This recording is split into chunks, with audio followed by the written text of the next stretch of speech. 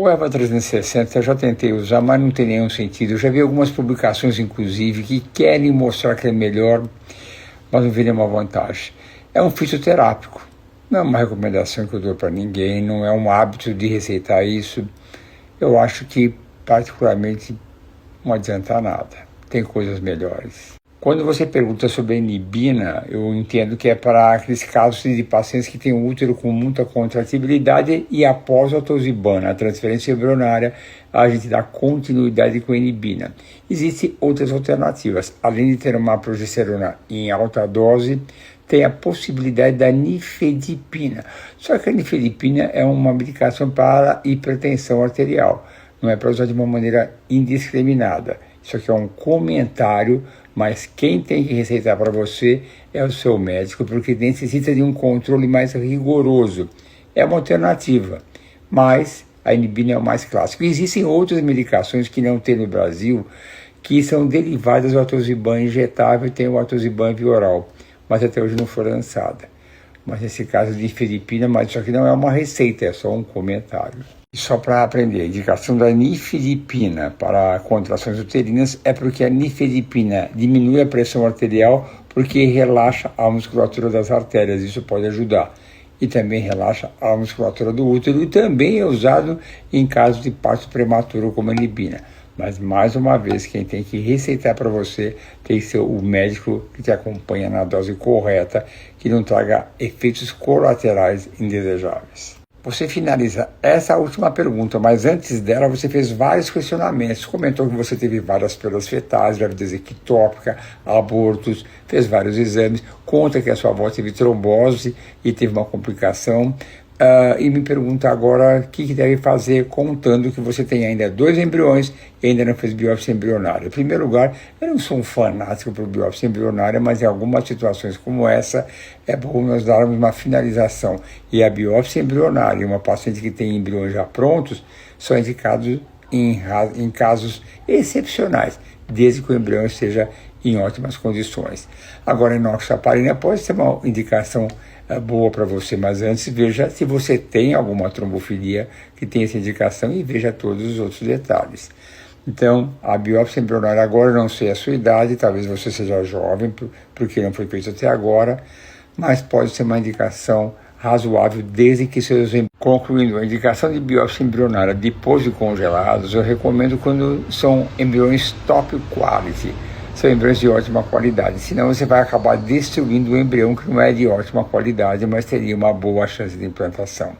Então veja todos os detalhes, a enoxaparina é uma boa indicação, mas tem que fazer todos os exames de trombofilias e todos os outros detalhes também.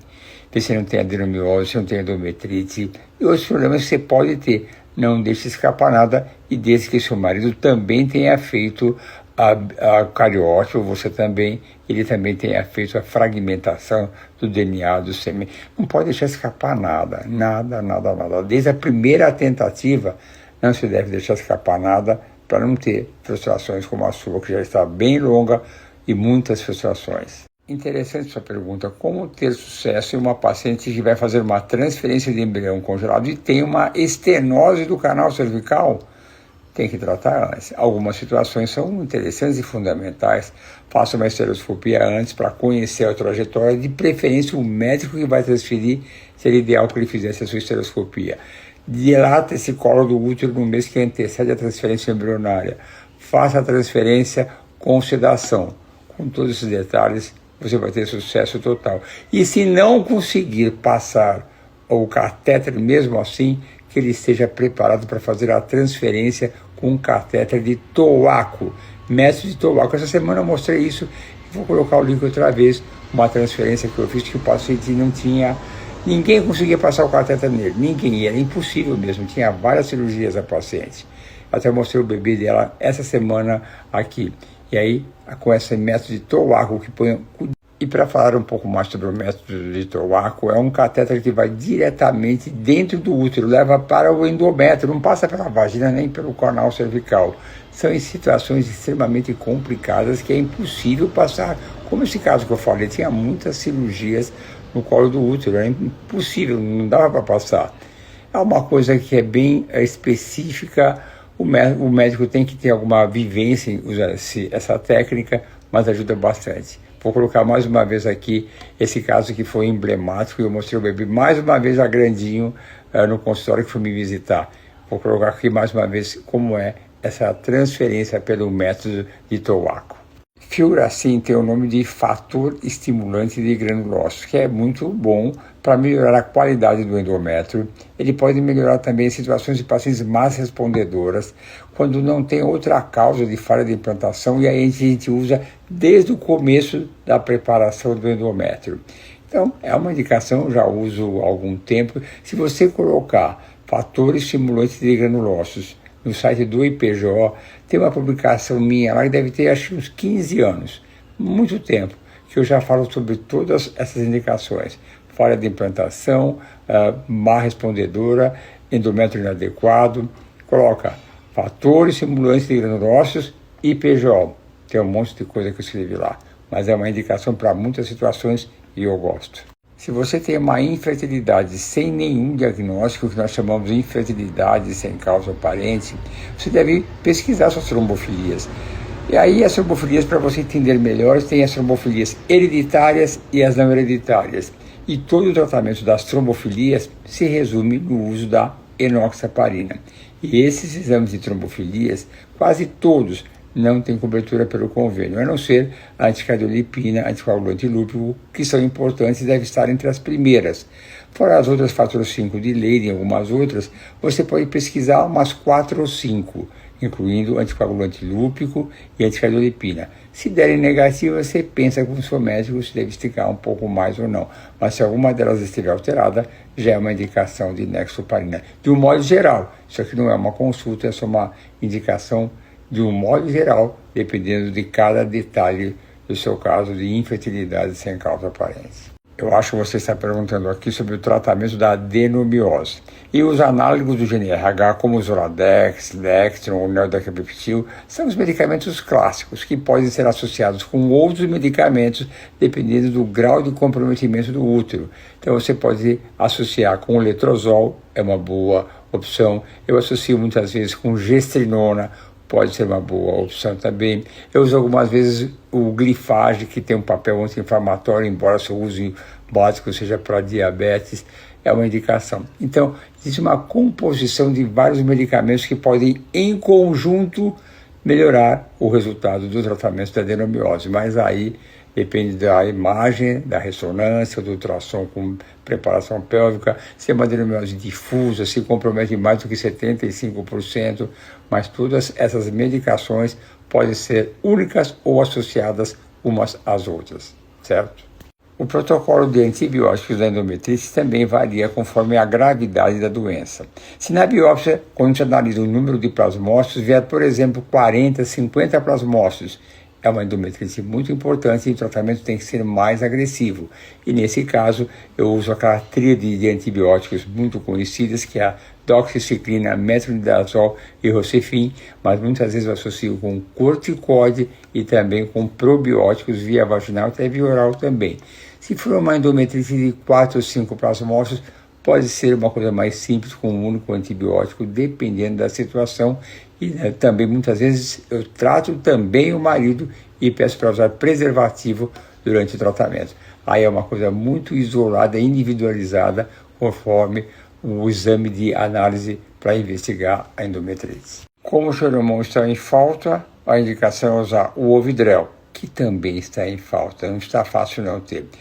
Então, a outra opção é o Ovidrel, não tem outra alternativa. Existe um HCG no mercado que está disponível também. A gente usa em algumas situações especiais e tem mostrado um bom efeito, mas diretamente, se o hormônio está em falta, é o Ovidrel, que também está em falta, não é fácil achar, mas é o nosso momento atual, não tem jeito. Essa é uma pergunta complicada, qual embrião melhor, um 4AB ou um 5BA? Honestamente, eu acho que é praticamente a mesma coisa. Mas eu tiver que escolher, mas sem nenhuma certeza, sem nenhum argumento que seja clássico e muito direto, eu prefiro o embrião um pouco mais expandido. Mas às vezes, se esses embriões estiverem congelados, a hora que descongela, aquele 4 se expande e pode virar um quinto. Mas a escolha básica, eu fico com 5BA, mas quem faz ao contrário do 4AB também está certo. Qualquer um dos dois é excelente e tenha fé que tudo vai dar certo. A fertilização in vitro é a melhor indicação para quem tem adenomiose, porque a adenomiose aumenta a incidência de abortos. Então, o melhor caminho é faz estimulação ovariana, aspira os óvulos, fertiliza, forma os embriões, congela os embriões, trata a sua adenomiose pelo tempo necessário de acordo com a gravidade da doença e aí você faz a transferência embrionária para evitar essas complicações que a adenomiose causa. Agora, se você for uma paciente que é muito jovem, tem 30 e poucos anos, tem uma ótima reserva ovariana, aí você pode pensar em tratar clinicamente a adenomiose uns 3 meses, de acordo com a gravidade da doença, e aí você tenta ter relações sexuais naturalmente. É uma opção um pouco mais complicada e difícil. A fertilização in vitro, nesses casos, ainda é o melhor caminho quando a paciente tem adenomiose. Primeiro, colhe os óvulos, fertiliza os óvulos, tem os embriões, trata a adenomiose e aí faz a transferência dos embriões. Existem várias farmácias de manipulação, todas excelentes. Eu tenho aquelas minhas prediletas no IPJ que eu recomendo por ter uma convivência maior, eu tenho uma proximidade maior, mas não quer dizer que outras não sejam boas. Eu não tenho nenhum vínculo com essas farmácias, apenas são de minha confiança, onde eu faço também as minhas fórmulas nessas farmácias. Agora, quando você for mandar fazer o NMN, peça um certificado do produto que estão usando, porque muitas trocam o NMN pelo NAD+, não é a mesma coisa. O NMN se transforma em NAD+, dentro da célula, e essa é a estratégia de ser melhor o NMN. Tem várias. Se você quiser saber quais aquelas você dá a sua preferência, você liga lá para o IPJ, que as minhas falam particularmente para você. Mas se for fazer, sempre peço o relatório para que não haja essa troca. Eu já fiz uma experiência com algumas, eles estavam usando nada demais e não o NMN. Então, é assim. Não tem nada que me alegre tanto quanto ver as minhas pacientes felizes. Você está muito feliz porque você coletou seus óvulos e tem 6 blastocitos congelados. Lindo, maravilhoso. Agora vamos à luta para você engravidar o mais rápido possível. Até breve. NMN é nicotinamida mononucleotídeo, esse é o nome complexo. No Brasil não tem na fórmula para comprar em farmácia, tem que mandar manipular. Se você for na Amazon, você vai achar a nicotinamida mononucleotídeo e comprar prontinho, mas aqui no Brasil tem que mandar manipular e é muito fácil, tranquilo. Não. Eu acho que ninguém mais pede o ERA e EMA-OARIS. Teve seu momento áureo no passado que não só eu, como outros médicos, sempre falávamos com desconfiança. Eu até pedia, porque era muito falado, ERA e EMA-OARIS. Hoje em dia ficou bem comprovado que não tem o menor sentido. Nessa parte de ver a microbiota, que é o EMA-OARIS, tem exames melhores que eu peço, que são mais precisos, mais detalhistas, quanto aos lactobacilos, qual tipo de lactobacilos e bactérias, que já vem até com a principal recomendação dos probióticos e prebióticos indicados naquele caso. O EMA-OARIS é viável, mas eu acho que tem coisas melhores no mercado hoje em dia. Você está perguntando sobre o duoestímulo, que é você fazer 2 estimulações no mesmo ciclo. Você faz na primeira fase folicular, que é o habitual, o mais comum, colhe os óvulos, 5 dias depois você reinicia a estimulação ovariana. Então você faz 2 estimulações ovarianas no mesmo ciclo. É uma possibilidade, mas não é para todo mundo. Eu faço sim o duostim, mas em situações específicas. E o clássico é, se o número de óvulos que você coletou na primeira fase for um número inferior àqueles óvulos que permaneceram no ovário, é uma ótima indicação. O que eu não gosto muito quando algumas pessoas fazem, alguns médicos fazem, teve 5 óvulos e restaram 2 ou 3 no ovário. Vai ser pior. Não é uma boa ideia no meu entender. Então eu indico com a vontade, se for uma boa recomendação também por outros motivos, se o número de folículos que foram coletados for inferior àqueles que... Portanto, quando o número de folículos que permaneceram no ovário for inferior àqueles que foram coletados, provavelmente você vai ter menor número de óvulos, vai durar mais tempo a estimulação ovariana, 12, 14 dias, mais injeções, um custo financeiro maior, não é uma boa opção. Então, eu reservo para essas situações. Não faço de maneira indiscriminada, mas quando está bem indicado, é uma opção interessante, sempre com a ideia de ter o maior número possível de óvulos. É uma ótima opção, mas tem que ser muito bem indicado para que não seja pior o segundo ciclo da segunda fase do que o primeiro. Maior custo financeiro, maior número de injeções, mais longo. É uma opção com indicação precisa, sempre com precisão. Nossa, coitada da ajudação, tá cansado de perguntar, eu nunca respondo. Faz o seguinte, manda direct para mim que eu vou responder diretamente para você. Manda agora. Quando acabar aqui, eu vou responder. Aliás, durante aqui essas respostas, se eu não achar a sua pergunta, eu paro um pouquinho, vou lá e respondo a sua diretamente. Não quero ver ninguém sofrendo. Vou responder para você de qualquer jeito. Manda agora. Você manda para cá, quem sabe ela aparece aqui agora nas próximas, ou você manda também, você manda também o direct para que eu possa responder para você. Claro, responder, claro, sem dúvida nenhuma.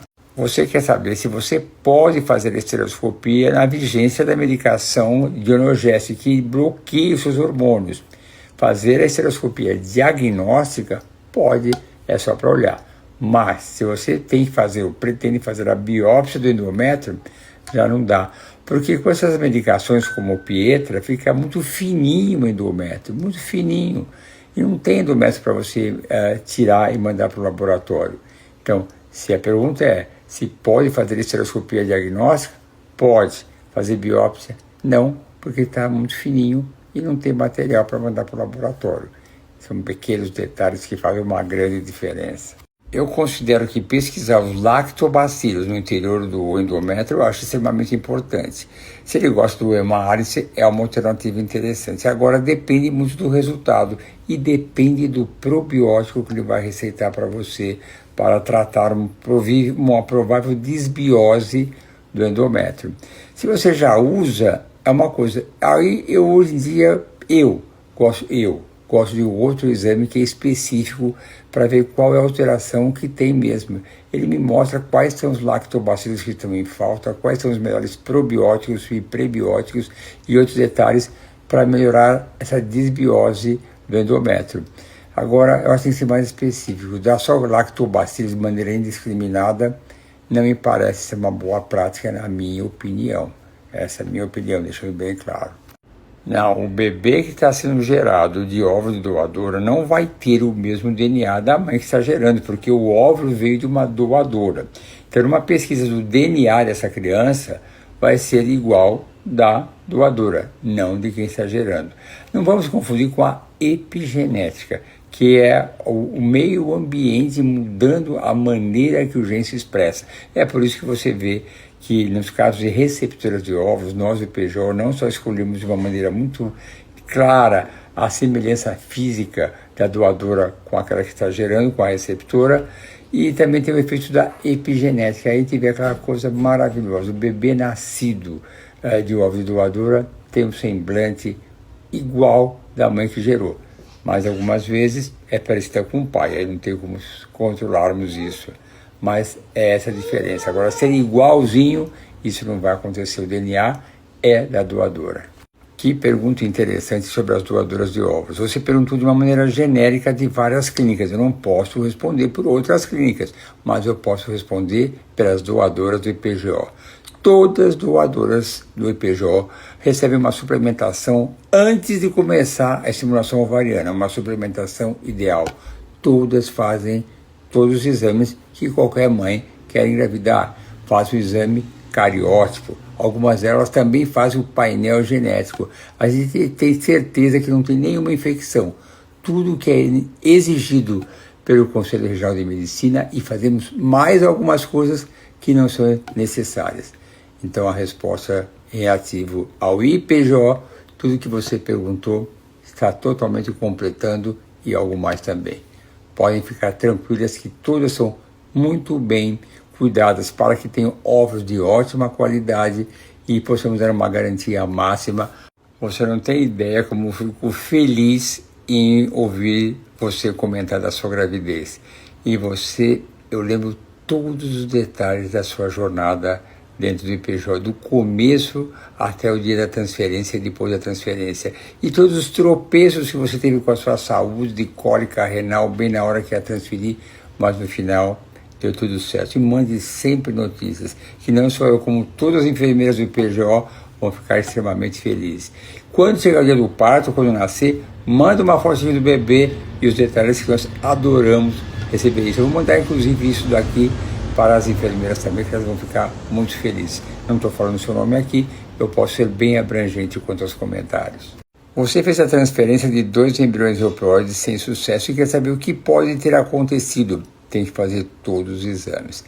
De trombofilia, se tem endometrite, adenomiose, no seu caso vejo também o perfil imunológico.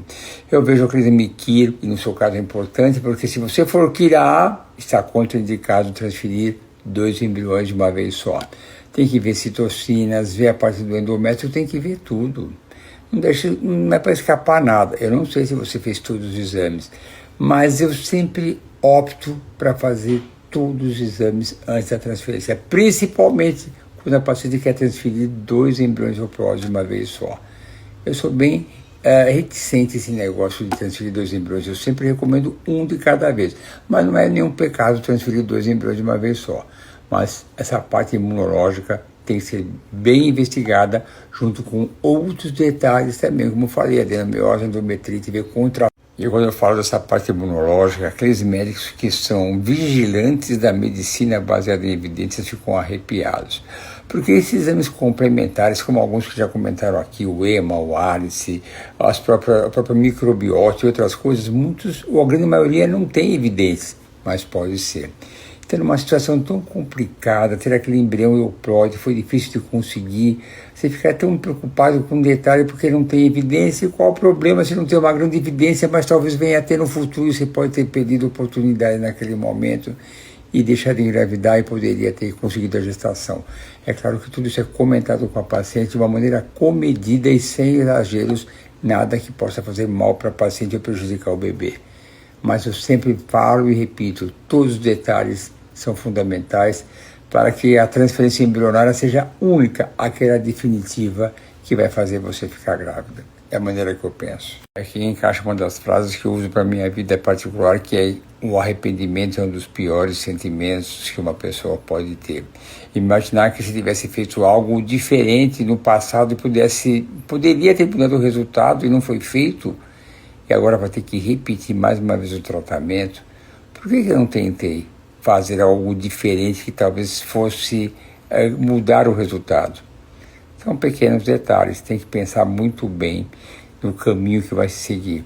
A medicina baseada em evidência é fundamental, eu acho muito importante, mas às vezes nós temos que sair um pouco da linha, porque às vezes esse sair um pouco da linha é que leva aos melhores resultados, mas sempre sem prejudicar a saúde da paciente e muito menos do bebê. Scratch endometrial ou injúria endometrial, que na verdade chamamos de injúria porque vem do inglês injury, que tem um outro significado em inglês, injúria em português tem um significado diferente, mas aproveito uma tradução de uma maneira simplificada. Eu só indico quando a paciente tiver uma resposta endometrial de hiporreatividade. Então, nesse caso, você estimula o endométrio para ele ser mais reativo e melhorar a chance de implantação. Mas para saber se ele é hiporreativo ou hipoativo, tem que fazer a biópsia do endométrio e ver os marcadores do imunistoquímico, o CD56, 16, o 63, o 20, 45, para ele chegar a essa conclusão. Mas pode ser indicado nessas situações. Que bonitinha, você nem fez a consulta comigo, já me deu o diagnóstico, já me deu a conduta que você é receptora de óvulos. Mas é para explicar para você, para todas as pessoas que estão nos ouvindo, as doadoras somos nós médicos que avaliamos se ela é jovem, se ela é fértil, se ela tem uma saúde perfeita, avaliamos todos os exames, vemos qual é o seu grau de intelectualidade, e nessa primeira etapa nós também avaliamos como ela é, se ela é japonesa, chinesa, loira, não vem ao caso, porque ela vai ter que combinar com alguém.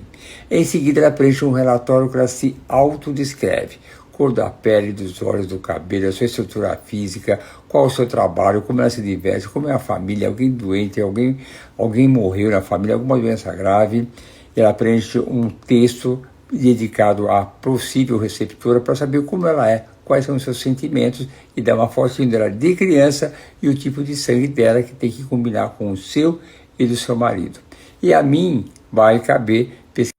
caberá a tarefa de ver porque pode não implantar esse embrião em você. Então, vou ter que pedir todos os exames. Eu vou fazer um exame ginecológico em você, ver se seu útero tem algum problema, pedir os exames de trombofilia, adenomiose, endometrite, tudo que pode interferir. E do seu marido, pedir o espermograma com a fragmentação do DNA do sêmen e também pedir o cariótipo dele. Quando tiver isso tudo combinado, vamos em frente. O tempo que nós temos para arrumar uma doadora para você é praticamente instantâneo, vai depender um pouco do seu perfil físico. Tipos mais exóticos pode demorar 1 ou 2 meses, mas se não for algo tão diferente, provavelmente a sua doadora já está te esperando lá. Mas aí você vai falar com a Mariana, que é quem tem todo o controle daquele perfil físico que combina com você. Eu gosto de dizer que eu falo em verso e prosa. Mariana escolhe doadora melhor que as próprias placentas. Ela sabe, ela olha. A mim caberá a tarefa de ver porque pode não implantar esse embrião em você. Então, vou ter que pedir todos os exames. Eu vou fazer um exame ginecológico em você, ver se seu útero tem algum problema, pedir os exames de trombofilia, adenomiose, endometrite, tudo que pode interferir. E do seu marido, pedir o espermograma com a fragmentação do DNA do sêmen e também pedir o cariótipo dele. Quando tiver isso tudo combinado, vamos em frente. O tempo que nós temos para arrumar uma doadora para você é praticamente instantâneo, vai depender um pouco do seu perfil físico.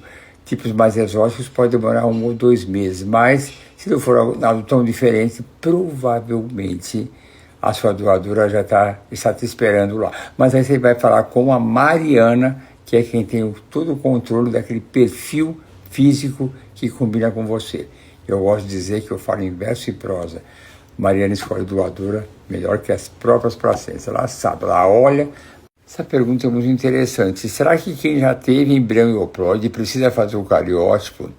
Se você tiver um cariótipo alterado, você ou seu marido, uma translocação, por exemplo, significa que você tem uma chance maior de ter embriões aneuploides. Mas você pode ter um embrião euploide, você já teve. Então, eu diria que a chance talvez seja menor de ter algum problema no embrião. Mas é um exame tão simples, faz pelo convênio em qualquer laboratório. Eu acho que tem uma certa segurança para você. Porque mesmo que você tenha alguma alteração cromossômica, você ou seu marido, não significa que você não possa ter um embrião euploide. Vai ver que você teve, mesmo tendo um cariótipo normal. Eu prefiro pedir, mas se houver alguma resistência, tudo certo. Mas não vejo nenhum. É um exame muito fácil. O exame faz por convênio, em qualquer laboratório faz com facilidade.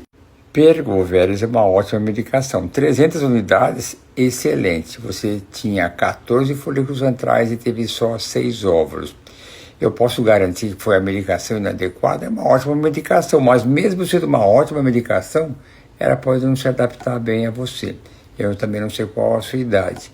Mas, de qualquer maneira, mesmo sendo uma ótima medicação, eu trocaria por uma outra ótima medicação para tentar um melhor resultado. Eu tenho como hábito, se uma estimulação ovarina que eu faço não teve aquele objetivo alcançado, esperado, eu troco. Quando uma coisa é boa, eu repito. É muito comum uma paciente faz um tratamento comigo, teve um embrião, transferiu, engravidou, vai fazer uma nova estimulação 2 anos depois. A tendência é repetir o mesmo protocolo. O que dá certo, eu repito. No seu caso, não foi muito bom, não foi ideal, poucos óvulos. Eu trocaria, mas não posso culpar quem trocando de medicação. Sim, se você tem pólipo endometrial, tem que tirar. É igualzinho à estereoscopia diagnóstica, só que a gente faz em hospital porque é algo um pouco mais profundo e a câmera é um pouquinho mais larga. Então, é tranquilo, você faz a estereoscopia cirúrgica, 3, 4 horas depois pode ir para casa. Mas não dá para arriscar deixar um pólipo e pôr tudo a perder porque não quis tirar o pólipo. Mais uma vez eu falo, são todos esses detalhes que são fundamentais para garantir a máxima chance de sucesso. Não deixe passar nada. Não fique falando, atrapalha pouco, mas às vezes aquele pouco que pode atrapalhar é aquilo que atrapalha no sucesso do seu tratamento. Eu não tenho dúvida nenhuma, tire o seu pólipo, vá em frente, faça isso que é o melhor caminho para você.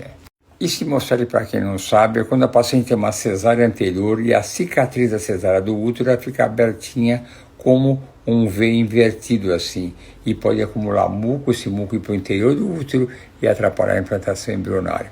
Tratamento clínico não existe, só tratamento cirúrgico. E a pergunta é, mas precisa sempre retirar e operar? Nem sempre. É uma indicação complicada, porque não é obrigatório tirar. Às vezes dá certo, mas eu tenho casos que não implantava embrião. Eu vi aquele muco no interior do útero produzido pela hemocele e não implantava. Aí depois de umas 3 tentativas, ou 2, acho no máximo, sem sucesso, operei a hemocele dela e ela em seguida engravidou. Mas não é uma indicação muito clara, porque é aquele detalhe, precisa mesmo, e a cirurgia da hemocele às vezes atrasa a transferência embrionária por mais 4 meses até 6. É complicada a indicação, mas pode ser. Hemocele, para quem não sabe, é quando a paciente tem uma cesárea anterior e a cicatriz da cesárea do útero fica abertinha como um V invertido assim, e pode acumular muco, esse muco ir para o interior do útero e atrapalhar a implantação embrionária. Tratamento clínico não existe, só tratamento cirúrgico. E a pergunta é, mas precisa sempre retirar e operar? Nem sempre. É uma indicação complicada, porque não é obrigatório tirar, às vezes dá certo, mas eu tenho casos que não implantava embrião. Eu vi aquele muco no interior do útero produzido pela hemocele e não implantava. Aí depois de umas 3 tentativas, ou 2, acho no máximo, sem sucesso, operei a hemocele dela e ela em seguida engravidou. Mas não é uma indicação muito clara, porque é aquele detalhe, precisa mesmo, e a cirurgia da hemocele às vezes atrasa a transferência embrionária por mais 4 meses até 6. É complicada a indicação, mas pode ser. E para completar, para que todos saibam, tem 3 técnicas para operar essa hemocele. Pode ser por histeroscopia, que eu não gosto muito porque fica muito fino o útero e pode ter complicações mais graves no parto. Pode ser feito, eu que não gosto muito. Pode ser por via vaginal, que a gente descola a bexiga e opera, e por laparoscopia, que é a indicação mais correta para mim e que é aquela que eu gosto de fazer. Porque eu tenho que retirar a cicatriz da cesárea e refazer a sutura. E já aproveito e vejo se tem mais alguma coisa, alguma endometriose, algo que também possa prejudicar. Eu prefiro fazer por via laparoscópica, eu me sinto mais seguro e é mais ampla a avaliação que eu tenho da pelvis, que pode também beneficiar o resultado da transferência embrionária. São essas 3 possibilidades, eu só não gosto mesmo da via por histeroscopia. Eu não gosto muito, eu prefiro via laparoscópica. Interessante seu comentário, você me agradece por tudo e está ansioso com a TEC. Então já temos os embriões. Agora, essa jornada realmente não é fácil. Cada etapa demora, vem a outra, são tantos meses. Eu sei que não é fácil, mas o mais importante, e eu falo, já falei hoje, falo sempre, antes da transferência embrionária, é fazer uma avaliação mais completa possível para que essa transferência embrionária seja aquela que deu certo. Pensar, precisa mesmo, tudo é necessário, é algo muito detalhado, e no meu caso, eu sempre penso em será feito isso para vocês, ver todos os detalhes para que não haja nenhum arrependimento. Boa sorte e muita fé. Tudo de bom para nós todos. Até breve. Em primeiro lugar, não tem que me agradecer nada, porque é o meu trabalho, a minha alegria na vida de toda a equipe PJO é ver todo mundo grávida. Em segundo lugar, você falar que o seu milagre chegou, eu acho que é um milagre. E sempre falo, a vida é um milagre. E quando eu faço minhas transferências, eu faço os tratamentos, quando tem alguém com alguma restrição religiosa que talvez Deus não queira, eu falo, mas eu só faço o que Deus me deu a habilidade para fazer. Eu só aspiro os óvulos como Deus me deu essa habilidade, eu posso fazer, e coloco os embriões com muita tranquilidade no interior do útero. Eu deposito os embriões no interior do útero. Mas quem faz engravidar não sou eu. O poder divino está no comando de tudo. Então, dá graças a Deus a esse milagre que nós todos temos. Nós somos o milagre da vida. Nós estarmos aqui vivos conversando. E na reprodução assistida não é diferente. Eu só coloco os embriões dentro e quem faz engravidar é Deus. Sem fragmentação do DNA do sêmen aumentada a mais que 16%, aumenta a incidência de abortos, aumenta a incidência de embriões com aneuploidias e também tem uma relação direta com eclâmpsia. Acredite nisso, não sou eu que estou falando, são publicações científicas em revistas de alta credibilidade. Então, tem que cuidar. Se for para engravidar naturalmente, tem que tratar essa parte masculina com muito vigor, de maneira adequada, para que abaixe para ao redor de 16%. Caso contrário, é uma fertilização in vitro que a gente trata clinicamente antes da fertilização, e no dia de fertilizar os óvulos, eu recomendo sempre uma ejaculação no dia anterior, fazer o zymato, que é um filtro para separar os espermatozoides fragmentados dos não fragmentados, e somente os não fragmentados são injetados no óvulo. É assim que tem que ser.